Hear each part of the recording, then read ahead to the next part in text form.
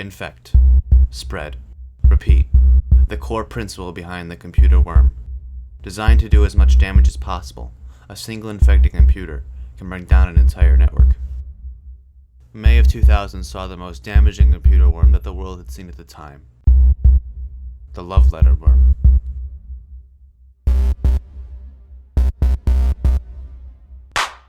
Join me as we take an in-depth look at one of the most famous digital viruses of all time. One so contagious that it took down over 10% of computers on the planet. One so prolific that it inspired its own independent film. And one so dangerous that it took the major governments of the world offline.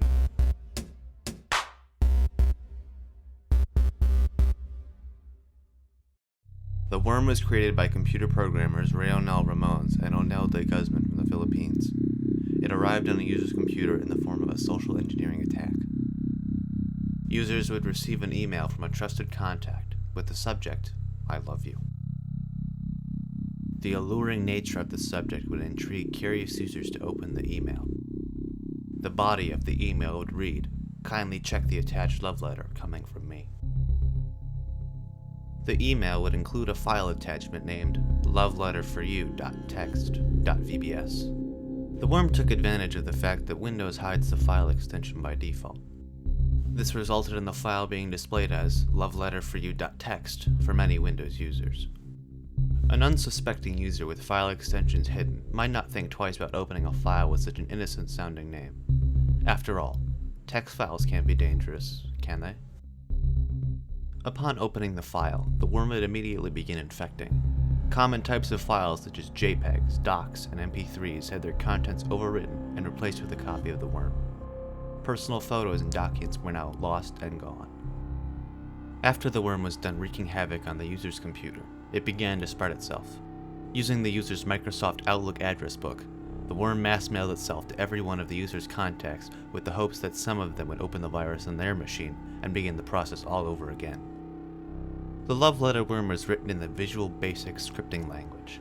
This can run in Microsoft Outlook and was enabled by default. VBS files are delivered in plain text and are easily modifiable by the user.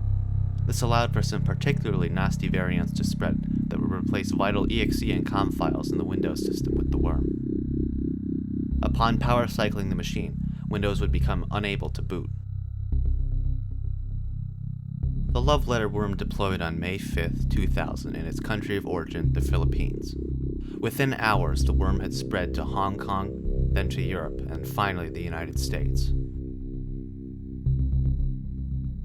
In total, the worm affected over 50 million Windows machines. The worm even managed to find its way into government office. The Pentagon, CIA, and the British Parliament had their systems infected by the worm, and all had to shut down their email systems for a few hours to clean up the damage and stop the worm from spreading. The sheer volume of destruction inflicted by the worm is astounding, causing the loss of over $5 billion in damages, and costing another $15 billion in cleanup costs. The love letter worm was one of the most dangerous computer-related disasters of all time. Eventually, the Philippines National Bureau of Investigation managed to track down the men responsible for releasing the worm. Ramones and Guzman were arrested, and the Department of Justice searched their apartment. However, both men were released with all charges against them dropped. In May of 2000, when the worm was released, the Philippines had no law against writing malware. 2 months later, the Philippines Congress passed the e-commerce law to plug up the malware legislation deficiency.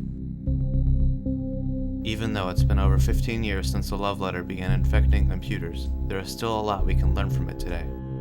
It is always a good idea to enable file extensions on your operating system.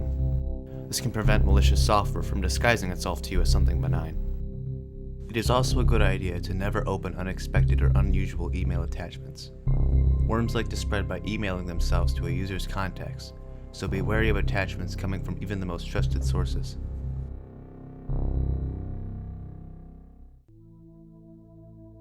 Many viruses have popped up over the years, but few have left such a lasting legacy. The love letter.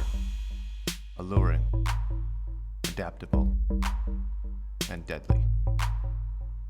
This video was created by Ethan Armbrust for CSE 199. Thank you very much for watching.